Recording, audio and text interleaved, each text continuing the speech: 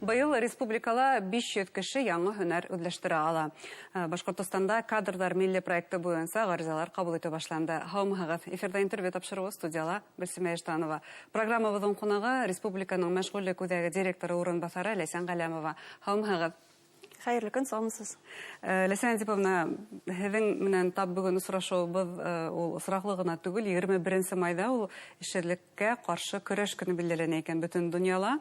Һәм бына республикала әле был көрәш буйынса хәлдәр нисек, күпме кеше эшһеҙлек буйынса һеҙҙә иҫәптә тора? Республика буйынча мәшғүллек үзәкләрендә 10 меңгә яҡын кеше эш эзләү маҡсаты белән теркәлгән. Бу соннарны былтырғы соннар белән чагыштырсаҡ 17%-ка кәмерәк. Вакансиялар банкына килгәндә инде 36 меңнән артык вакансиялар бар бүгенге көндә республика буйынча. Тәҡдим артығыраҡ тимәк шулай бит. Былтырғы соннар белән чагыштырғанда 30%-ка әзерәк 52 мең тирәсе иде былтыр бу ваҡытта вакансиялар саны да. Хәзерге көндә инде бер эш эзләүсегә уртача 4-5 вакансия туры килә. Бу соннар әйтә инде республикада, шулай уҡ бөтөн Россия буйынча булған кебек, барлык диярлек өлкәләрдә, барлык тармаҡларда булған кадрлар ҡытлығы турында сөйләй, күрсәтә. Әлбәттә, айырым тармаҡлар буйынча ҡарасаң, анда бер кешегә ниндәйҙер өлкәдә 8 вакансия туры килергә дә мөмкин, ниндәйҙер өлкәдә 1-2 вакансия туры килергә мөмкин, уртача шул 4 вакансияға килә. Әйтергә кирәк инде, мәшғүллек үзәкләре һәм эшсезлек белән көрәшү бу соннар турында гына түгел, һәр сон артында кеше язмышы. Безнең белгечләр әлбәттә кешегә үз-үзенә ышану көчен арттырырга, уятырга омтыла бит инде. Иртәгәге көнгә ышанышын уятырга омтыла. Үзенең кәрәкле икәнлеген аңлатырга шулай бит. Кирәкле икәнен, көчле якларын билдәләп, шуны үстерергә ярдәм итәбез. Башҡортостан иҡтисады үсә, күп тармаҡларда яңы эш урыннары барлыҡҡа килә. Шул мәшғүллек үзәкләренең төп маҡсатларының берсе булып инде шушы хеҙмәт базарына юғары квалификациялы, кирәкле һөнәрләргә кешеләрне өйрәтеп, хеҙмәт базарына сығарыу булып тора. Шул маҡсаттарҙың береһе кадрдар милли проекты ярҙамында атҡарыла. 500 кеше яңы һөнәрҙе бушлай үҙләштерә ала. Ошо милли проект тураһында нығыраҡ беләйек әле. Нисек ҡатнашырға була? Тәүҙә ғариза яҙырғалыр инде моғайын, шулай бит? Тәүҙә ғариза языр, электрон рәүештә ғариза язырға кирәк буласаҡ. Кадрлар милли проекты 25-нче йылдан башлап ғәмәлгә кертелде. Бу демография милли проекттын алыштырған проект булып тора. Дауамы дисәк тә аңлашмаҫ башлай бит. Дауамы дисәк тә ниндәйҙер трансформация үткән дауамы.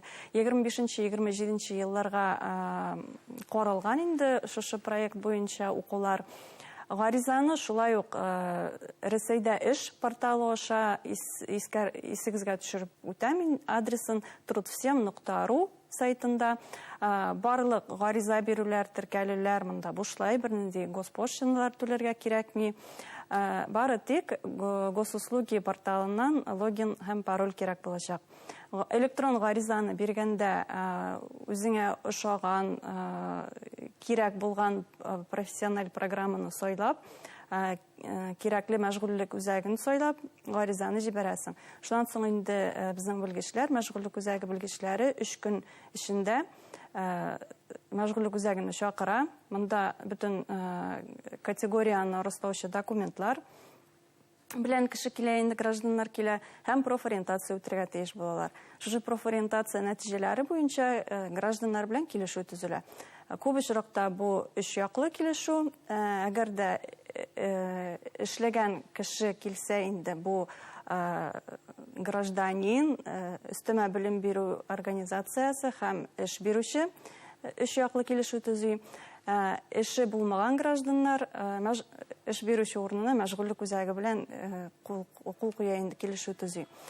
Шуны да әйтергә кирәк, профориентация нәтиҗәләре гел уңай гына булмый. Безнең профконсультантлар, психологлар белән сөйләшкәннән соң кеше үзенең траекториясын үзгәртергә дә мөмкин. Бу очракта инде яңа программаны, бүтән программаны сайлап, яңадан гариза бирергә кирәк булачак. Ягъни тест үткән вакытта уның бөтенләй икенче һөнәргә осталыгы бар икәнлеге асылмы ихтимал. Осталыгы, әйе. Я булмаһа теләге, шулай бит. Нинди һөнәрләр төзмәһе бар бына ошо 500 һөнәр буенча?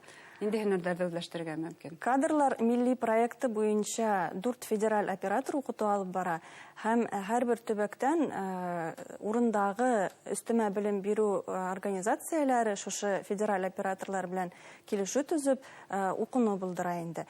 Һәр программа әйтергә кирәк, программалар тезмәсе хезмәт базарында, русча әйткәндә, востребованный булган һөнәрләр, профессияләр буенча төзелә. Монда инде безнең республикага килгәндә әлеге көндә 70-кә якын программа сойларга булган, 70-кә якын программадан сойлап алырга була. Иң популярлары ул IT өлкәсендә һөнәрләр, электрон энергетика буенча, төзелеш буенча һөнәрләр, аерым кытлык кичергән һөнәрләргә килсәк инде, монда хәтта водительләр җитешмәй бездә. ЧПУ станокларында эшләүче операторлар, монтажчылар, гомумән төзелеш өлкәсендә булган һөнәрләр тора. Укып беткәс, улар бына һәйәттәге килешү була үсәкләтә. Булар мотлак димәк эш урынына таба ала. Мотлак эш урынына таба ала, уку бару дәвамында мәшгульлек үзәге белгечләре шушы гражданин белән берлектә инде аңа ярашлы эш бирүче булачак, аның эш бирүчесен эзли һәм уку тәмамланганнан соң эшкә урнашу мотлак. Былтыргы программалардан аермалы буларак, монда инде өстәмә белем бирү шул найм буенча эшкә урнашу өчен генә каралган. Былтыр исә үзаллы мәшгульлек белән шөгыльләнергә дә мөмкинлек бар иде. Быел шушы найм өчен генә уку каралган. Һин мотлак укыганһың икән, эшкә урнашырга тиешсең, димәк. Әйе, яисә эшкә урнашырга, яисә үз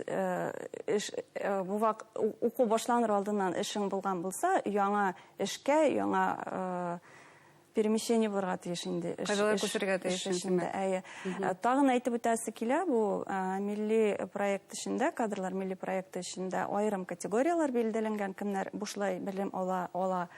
Монда төп урын булып декретта булган 3 яшькә тиклем балалары булган яшь ханымнар укый ала бушлай.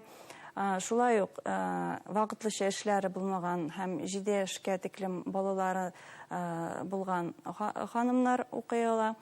50 яшьтән өлкән яшьләр, 35 яшькә тиклем яшьтәге аерым категория гражданнар укый ала.